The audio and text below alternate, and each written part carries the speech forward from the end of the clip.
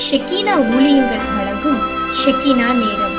ஷெக்கீனா என்ற வார்த்தையின் அர்த்தம் காணப்படக்கூடிய நிலையில் வெளிப்படுத்தப்பட்ட தேவனுடைய சமூகம் என்பதாகும். இன்றைய சூழலில் தேவனுக்கு பயந்து அவருடைய வார்த்தைகளுக்கு கீழ்ப்படிந்து சாட்சியுள்ள வாழ்க்கை வாழ்கிறவர்களின் மூலமாக மற்றவர்கள் காணக்கூடிய நிலையில் ஆண்டவர் வெளிப்படுகிறார். உங்களுடைய வாழ்க்கையின் மூலமாக மற்றவர்கள் காணக்கூடிய நிலையில் தேவன் வெளிப்படுத்தப்பட வேண்டும் என்கிற நோக்கத்தோடு தேவன் விரும்புகிற வாழ்வு வாழ உங்களுக்கு கற்றுக் கொடுக்கவே ஷெக்கீனா நேரம். தேவ செய்தியை வழங்குபவர் சுவிசேஷகர் பி. ஜாஷ்வா, இயக்குனர், ஷெக்கீனா ஊழியங்கள். கிறிஸ்துக்குள் அன்பான ஷெக்கீனா நேரம் தொலைக்காட்சி நேயர்களே, ஆண்டவராகிய இயேசு கிறிஸ்துவின் இனிய நாமத்திலே உங்களை வாழ்த்துகிறேன். உங்களுடைய இல்லங்களிலே வந்து தேவனுடைய வார்த்தைகளை திரும்பவும் ஒரு விஷயம் பகிர்ந்து கொள்ள ஆண்டவர் கொடுத்திருக்கிற இந்த நல்ல வாய்ப்புக்காக நான் ஆண்டவரை ஸ்தோத்திரிக்கிறேன். கிறிஸ்தவ வாழ்விலே பல நேரங்களிலே எதிர்பார்க்க முடியாத சூழ்நிலைகளை நாம் சந்திக்கிறோம், அல்லது ஏன் என்று விளங்கிக் கொள்ள முடியாத பாதைகளின் ஊடாய் நடத்தப்படுகிறோம். அப்படி நடத்தப்படுகிற நேரங்களிலே அப்படியே ஸ்தம்பித்து போய்விடுகிறோம். ஏன் இவை நடைபெறுகிறது, ஏன் என்று கேட்க நமக்கு உரிமை இல்லை என்பது நமக்கு தெரியும். ஆண்டவரிடத்தில் ஏன் என்ற கேள்விக்கு விடை கிடைக்காது என்பதும் நமக்கு தெரியும். இப்படி சூழ்நிலையிலே ஏன் என்னுடைய வாழ்க்கையில இப்படி நடைபெறுகிறது என்றெல்லாம் தயக்கத்தோடு தடுமாற்றத்தோடு பல நேரங்களிலே உட்கார்ந்திருக்கிறோம். அல்லது நமக்கு நெருக்கமானவர்களுடைய வாழ்க்கையில அப்படிப்பட்ட சூழ்நிலைகள் நடக்கும்போது நாம் ஸ்தம்பித்து விடுகிறோம். என்னை கேட்டுக்கொண்டிருக்கிற அருமையான நண்பர்களே, கிறிஸ்தவ வாழ்வு என்பது என்ன என்பதை, எப்படிப்பட்ட பாதைகளுக்கு ஊடாய் அது நடத்தப்படுகிறது என்பதை நாம் கடந்த சில நிகழ்ச்சிகளிலே தொடர்ச்சியாய் படித்து வருகிறோம் இல்லையா? ஆண்டவர் தெரிந்து கொண்ட ஜனம், இஸ்ரவேலே யாக்கோபே என்று பெயர் சொல்லி அழைக்கிற ஜனம், அந்த ஜனங்களை அவர் எப்படிப்பட்ட பாதைக்கு ஊடாய் நடத்துவார் என்பதை நாம் படித்து வருகிறோம். ஏசாயா தீர்க்கதரிசியின் புஸ்தகம் 43வது அதிகாரத்தின் 2வது வசனம் நம்முடைய தியானத்திற்கு ஆதார வசனமாக எடுக்கப்பட்டிருக்கிறது இல்லையா? உங்களுக்கு ஞாபகம் இருக்கும் என்று நம்புகிறேன். நீ தண்ணீர்களை கடக்கும் போது நான் உன்னோடு இருப்பேன், நீ ஆறுகளை கடக்கும் போது அவைகள் உன்மேல் புரளுவதில்லை, நீ அக்கினியில் நடக்கும்போது வேகாதிருப்பாய், அக்கினி ஜுவாலை உன் பேரில் பற்றாது. அப்படியானால் என்ன அர்த்தம்? என் வாழ்க்கையிலே தடைகளே, தண்ணீர்களையும் ஆறுகளையும் நம்முடைய வாழ்க்கையிலே நாம் அனுபவிக்க வேண்டிய ஆசீர்வாதங்களை அனுபவிக்க விடாத தடைகள் என்று நாம் படித்தோம் கடந்த சில நிகழ்ச்சிகளிலே இல்லையா? நான் அனுபவிக்க வேண்டிய ஆசீர்வாதங்களை என் வாழ்க்கையிலே அனுபவிக்க விடாமல் தடுக்கிற தடைகள். இந்த தடைகள் ஒரு கிறிஸ்தவனுக்கு, ஒரு தேவனுடைய பிள்ளைக்கு வராது என்று அர்த்தம் இல்லை.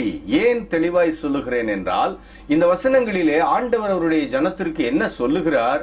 நீ கடக்கும்போது நடக்கும்போது என்று சொல்லுகிறார். அப்படியானால் தடைகளை தாண்டி நடக்க வேண்டும், தடைகளை நாம் கடந்து போக வேண்டும் என்று ஆண்டவர் நமக்கு இந்த வசனத்தின் வழியாய் நினைவுபடுத்துகிறார் இல்லையா?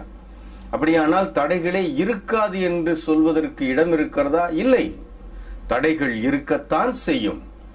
நம்மேலே புரண்டு நம்மை அழித்து விடக்கூடிய சூழ்நிலைகள் நம்முடைய வாழ்க்கையிலே வரத்தான் செய்யும். ஆனால் அவைகள் நம்மை அழித்து விடாது என்பதுதான் தேவனுடைய வார்த்தை. இது கொஞ்சம் கஷ்டம், கொஞ்சம் இல்ல ரொம்ப கஷ்டம். ஏன் இப்படி பாதைகளுக்கு ஊடாய் ஆண்டவர் நடத்துகிறார் என்பதை நாம் கேட்டு கேட்டு விளங்கிக் கொள்ள முடியாது. ஆனால் நம்முடைய வாழ்க்கையின் ஓட்டத்திலே நாம் நிச்சயமாய் புரிந்து கொள்வோம். இதுதான் உண்மை, இதுதான் நிதர்சனமான உண்மை. ஏன் என்று கேள்வி கேட்டு விளங்கிக் கொள்ள முடியாது. ஆனால் வாழ்க்கையின் ஓட்டத்திலே நாம் நிச்சயமாய் இதை விளங்கிக் கொள்ள முடியும். இன்றைக்கு அதனுடைய அடுத்த பகுதியை நாம் எடுத்து படிக்க போகிறோம். என்ன பகுதி? நீ அக்கினியில் நடக்கும்போது வேகாதிருப்பாய், அக்கினி ஜுவாலை உன் பேரில் பற்றாது.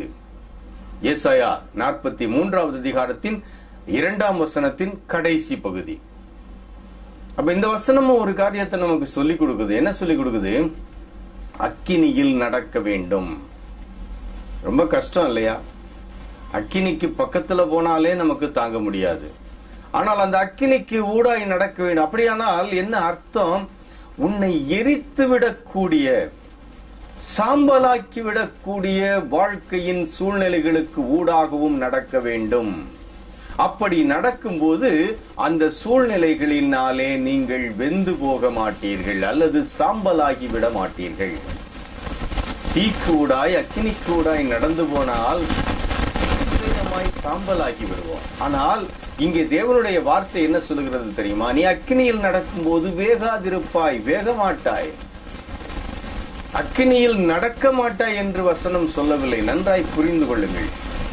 அக்கினியில் நடக்க மாட்டாய் என்பது தேவனுடைய வார்த்தை கிடையாது. அக்கினியில் நடக்கும் போது வேக மாட்டோம் என்பதுதான் தேவனுடைய வார்த்தை. சாம்பலாகி விட மாட்டோம். இன்னைக்கு தீய கண்டாலே நமக்கு பயம். ஏன்? அது நம்மை சாம்பலாக்கி விடுகிறது, நம்மை ஒன்றுமில்லாதவர்களாய் மாற்றி விடுகிறது. உண்மை. ஆனால் தேவனுடைய வார்த்தை என்ன? அப்படிப்பட்ட நிலையிலான வாழ்வின் சூழ்நிலைகள் உங்களை தகித்துக் கொண்டிருக்கும் போது, என் அருமையான தெய்வ ஜனமே, இந்த விளங்கிக் கொள்ள முடியாத சூழ்நிலையை வாழ்க்கையில ஒரு சிலர் நிச்சயமாய் அனுபவித்துக் கொண்டிருக்கிறீர்கள். அக்கினி தகிப்பது போன்ற சூழ்நிலை. இந்த சூழ்நிலை உங்களை சாம்பலாக்கி விடாது. ஏன் இந்த சூழ்நிலை வந்தது என்று கேட்டால் அந்த கேள்விக்கு விடை கிடைக்காது. ஆனால் இந்த சூழ்நிலைக்கு ஊடாய் நான் நடந்து போகும்போது இது என்னை சாம்பலாக்கி விடாது என்ற தேவனுடைய வார்த்தை உங்களை தைரியப்படுத்தும். ஏன் திரும்ப திரும்ப சொல்கிறேன் என்றால், கடந்த வாரம் எங்களுடைய குடும்பத்தில் நடந்த ஒரு பயங்கரமான சம்பவம், இன்னும் விளங்கிக் கொள்ள முடியாத, இன்னும் அந்த துயரத்தில் இருந்து எங்களை வெளியிலே கொண்டு வர முடியாத நிலையிலே வைத்திருக்கிறது. என்னுடைய மனைவியின் சகோதரியின் கணவன், என்னுடைய சகலை, மற்றவர்களுக்கு உதவி செய்யும் எண்ணத்தோடு கூட மரத்திலே ஏறி கிளைகளை வெட்டி கொண்டிருந்த நேரத்திலே மரத்திலே இருந்து தவறி கீழே விழுந்து 2 நாட்கள் மருத்துவமனையிலே இருந்து அதற்கு பிறகு வைத்தியர்களால் கைவிடப்பட்டு ஆண்டவருடைய ராஜ்யத்திற்குள் பிரவேசித்து விட்டார். 45 வயது இளம் மனைவி, 2 சிறு குழந்தைகள். நடந்தது என்ன என்பதை விளங்கிக் கொள்ள முடியாத பிள்ளைகள். வாழ்க்கையிலே அக்கினியிலே நடந்தது போன்ற சூழ்நிலையை அந்த அருமையான குடும்பம் அனுபவித்துக் கொண்டிருக்கிறது. ஏன் இந்த நிலையை ஆண்டவர் அனுமதித்தார் என்ற கேள்விக்கு விடை கிடையாது.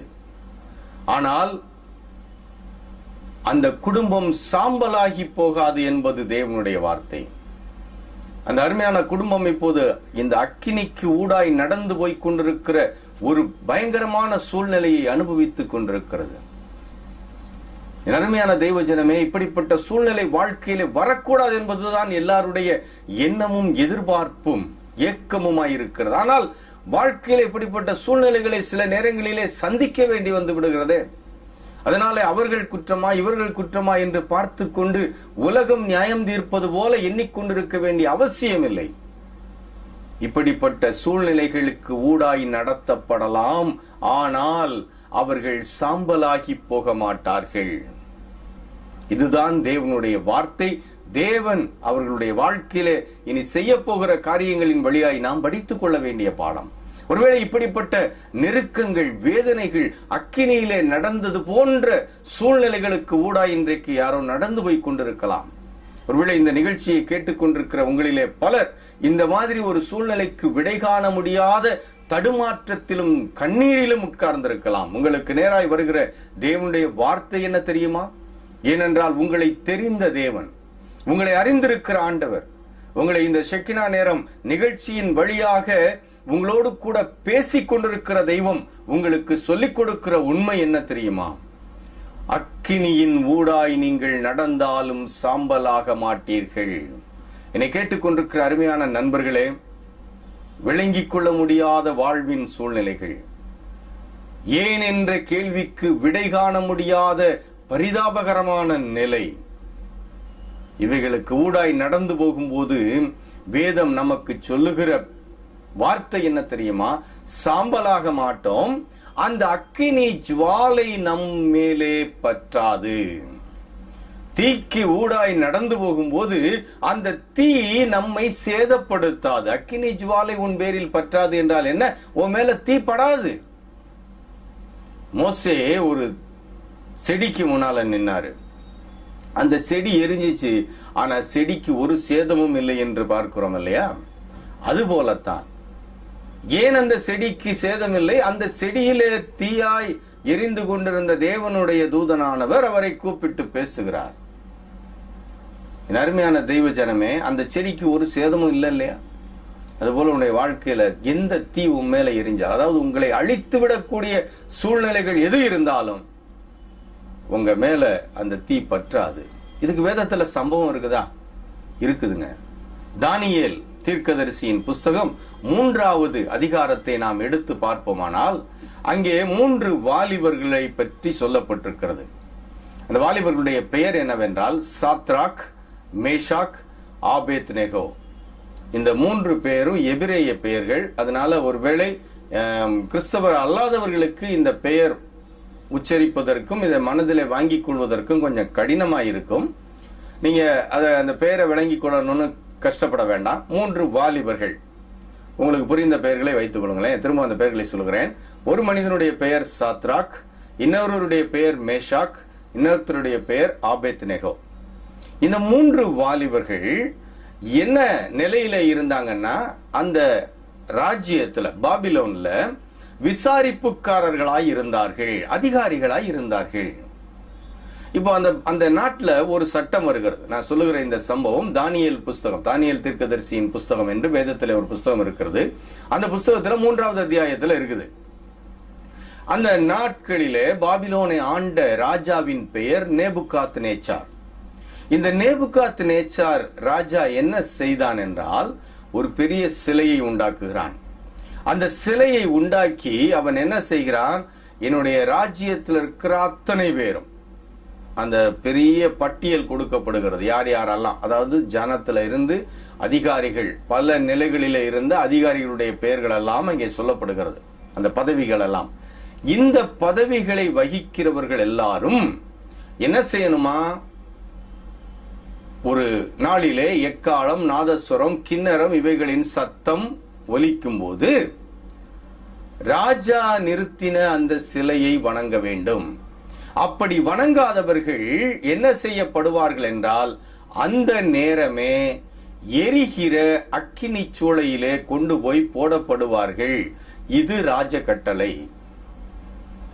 இந்த ராஜ கட்டளைக்கு நாடே அடிபணிந்து விட்டது. அதே போல அவன் பொற்சிலை நிறுத்துகிறான். அந்த கீத வாத்தியங்கள் இசைக்கப்படுகிறது. இசைக்கப்படும் போது எல்லாரும் அந்த சிலையை வணங்குகிறார்கள்.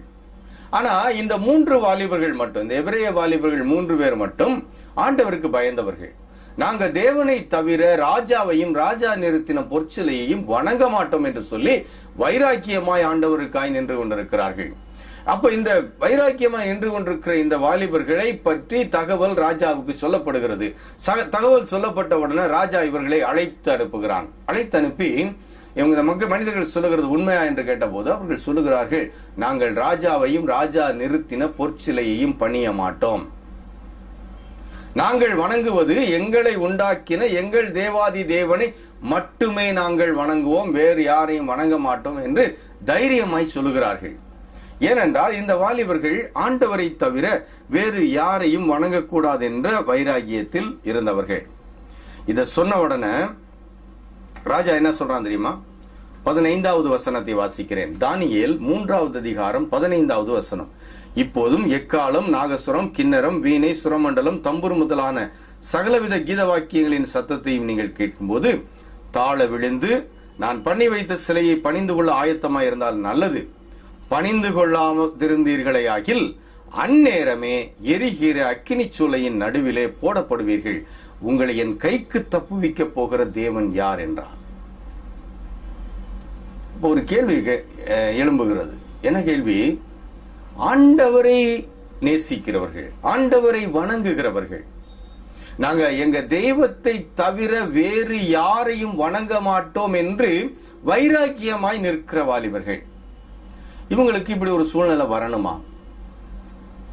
எப்படிப்பட்ட சூழ்நிலை? அவர்கள் வாழ்வு சாம்பலாய் போகக்கூடிய ஒரு சூழ்நிலை. இனி அவர்கள் வாழ முடியாது. என்ன நடக்க போகிறது? ராஜாவே இப்ப பக்கத்துல கூப்பிட்டு சொல்றாங்க. நான் இதுவரைக்கும் சொன்னதெல்லாம் அந்த 14 வசனங்களுக்குள்ளாக அடங்கி இருந்த பகுதி. இந்த 15வது வசனத்துல ராஜா கூப்பிட்டு ராஜாவுக்கு முன்னால நிறுத்தி, இப்ப ஊத போகுது எல்லாம், இப்ப நீங்க இந்த சத்தங்களை கேட்க போகிறீர்கள். அந்த வாத்தியங்களின் சத்தங்களை கேட்கும் போது நீங்க இப்ப தாழ விழுந்து வணங்க வேண்டும். அப்படி வணங்கலைன்னா உடனடியா நீங்க அக்கினி சூளையில போடப்படுவீர்கள். உங்களை என் கைக்கு தப்புவிக்க போகிற தேவன் யார்? நீ ஆராதிக்கிறாய் இல்லையா? நீ வணங்குகிறாய் இல்லையா? அந்த ஆண்டவர் உன்னை தப்புவிக்கிறாரா பார்ப்போமே. இன்று சவால் விடுகிற ஒரு சூழ்நிலை இது வரணுமா? ஆண்டவருடைய பிள்ளைகளை ஆண்டவர் அப்படியே காப்பாத்திக்கிடணும்னு தானே நினைக்கிறீங்க? நான் ஆண்டவருடைய பிள்ளை, ஆண்டவரை நேசிக்கிறேன், ஆண்டவருக்காய் வாழுகிறேன், ஆண்டவருக்காய் இந்த உலகத்துல நான் தப்பு பண்ணாம வாழுகிறேன்.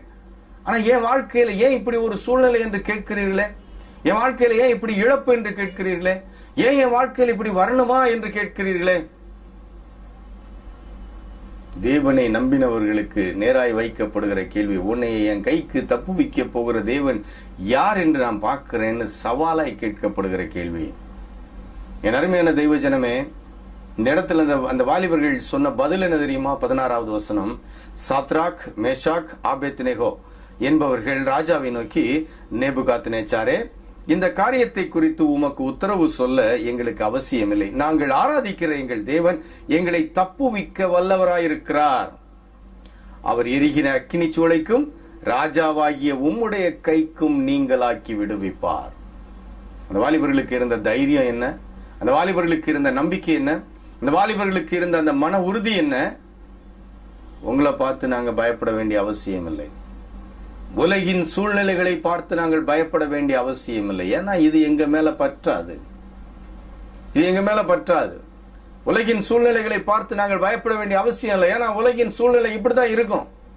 என்னமோ பெருசா நீ ஆண்டவரை வணங்குறியே, நீ இயேசு கிறிஸ்துவை நம்பி வாழ்ந்து கொண்டிருக்கிறாயே, என்னமோ எல்லா நேரமும் நீ ஆண்டவர் தான் என வாழ்க்கையில எல்லாத்தையும் நடத்துறாருன்னு சொன்னியே, இப்போ ஏன் இப்படி ஒரு நிலையை நீ அனுபவித்துக் கொண்டிருக்கிறாய்? அல்லது ஏன் உன் தேவன் உன்னை இப்படி ஒரு நிலையிலே வைத்து விட்டார்?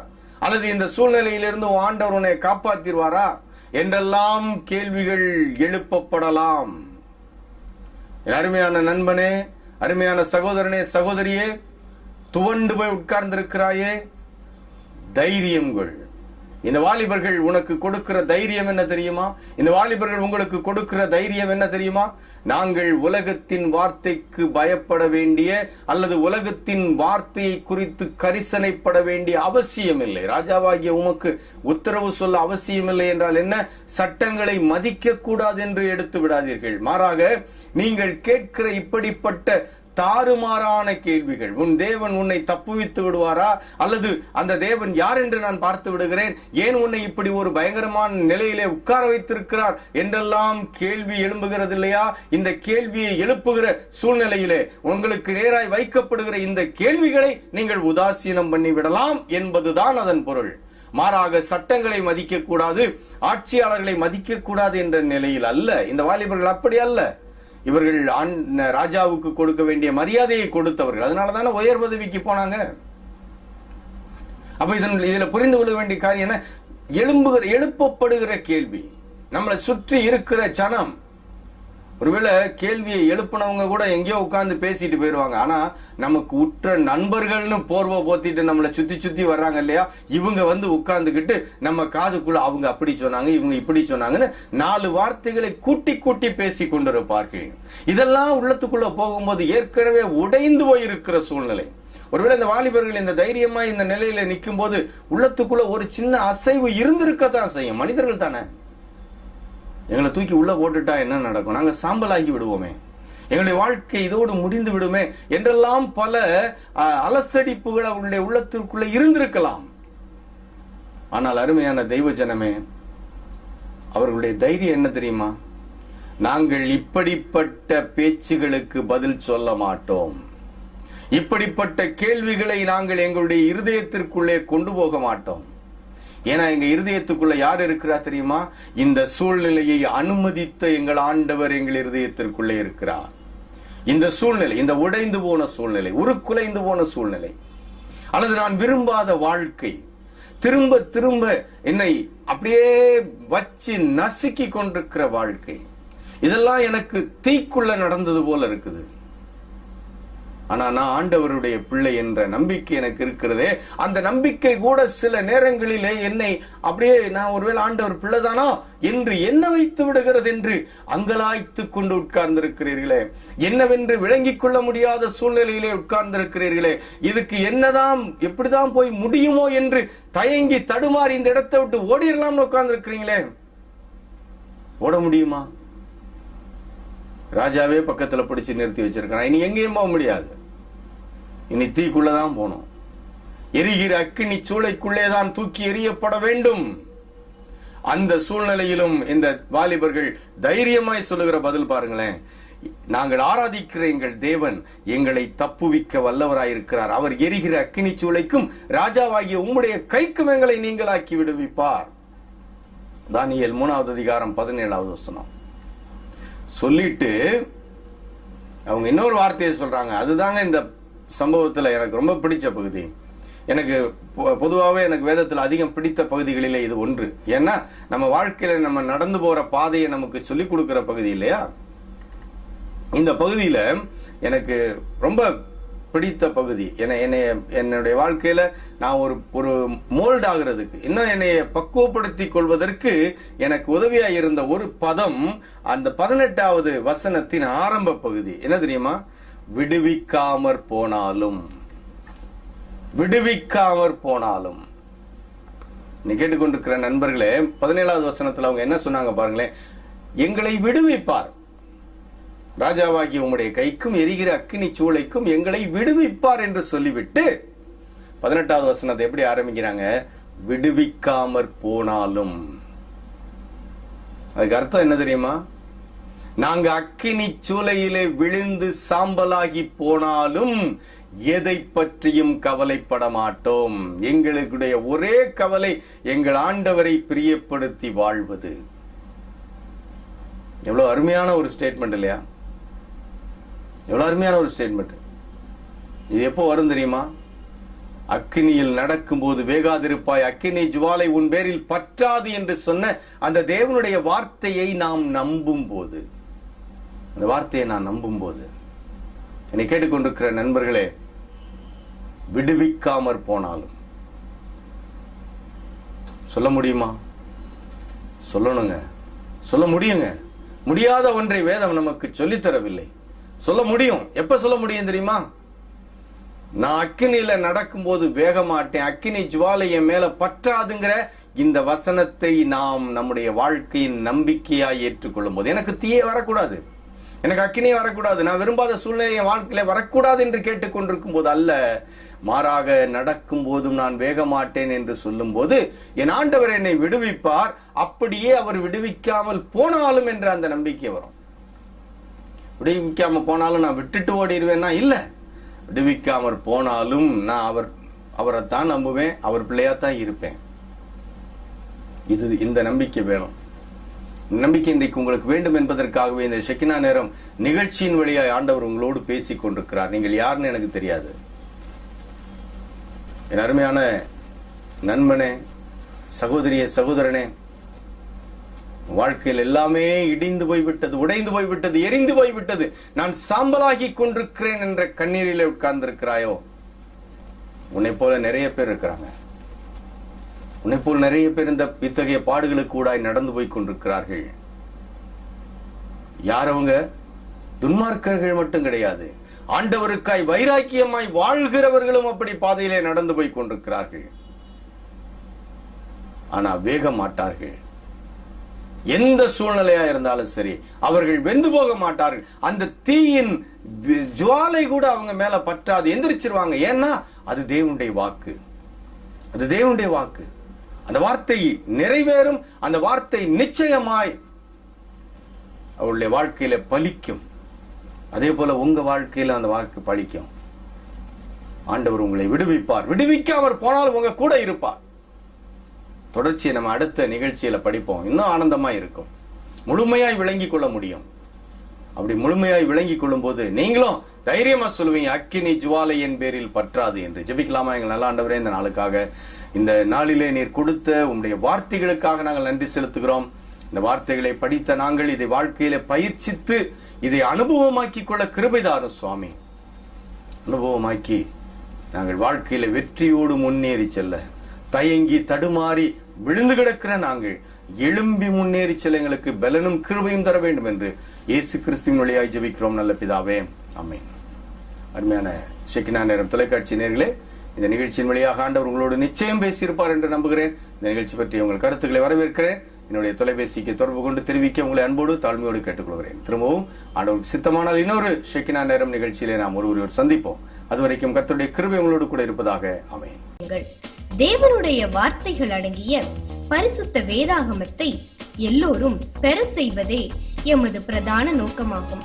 பரிசுத்த வேதாகமத்தை இலவசமாகவோ அல்லது சலுகை விலையிலோ சில நிபந்தனைகளுடன் விநியோகித்து வருகிறோம். சிறுவர்களை ஆதாயம் பண்ண வேண்டும் என்ற நோக்கத்தோடு விடுமுறை வேதாகம பள்ளி மற்றும் ஷெக்கினா ஊழிய அலுவலகத்தில் வாரந்தோறும் ஞாயிறு பள்ளி நடத்தப்படுகிறது. வேத வசனங்களை தெய்வ மக்கள் விளங்கி வாழ்க்கையில் கடைபிடிக்க வேண்டும் என்பதற்காக அழைக்கப்படும் இடங்களிலும் வீடுகளிலும் வேத ஆராய்ச்சி கூட்டங்கள் நடத்துகிறோம். கைப்பிரதிகளின் மூலமாக மக்களுடைய தேவைகளுக்கு ஏற்ற தேவனுடைய வார்த்தைகளை அச்சிட்டு அவர்களுக்கு ஆறுதலாகவும் ஆண்டவரின் பாதையில் நடக்க உதவியாகவும் இருக்கிறோம். தேவனால் நமக்கு ஈவாக அருளப்பட்ட இந்த ஒரே ஒரு வாழ்க்கையில் தேவ கட்டளையாகிய தேவ ராஜ்யத்திற்கு மக்களை தகுதிப்படுத்தும் உயரிய திருப்பணியை எங்களோடு இணைந்து நிறைவேற்றி தேவ சித்தம் செய்ய உங்களை அன்போடு அழைக்கிறோம். எங்கள் முகவரி evangelist P. Joshua, director, Shekinah ministries, R2 TNEB quarters, 110/11 kV substation, Mattuthavani, Madurai 625007.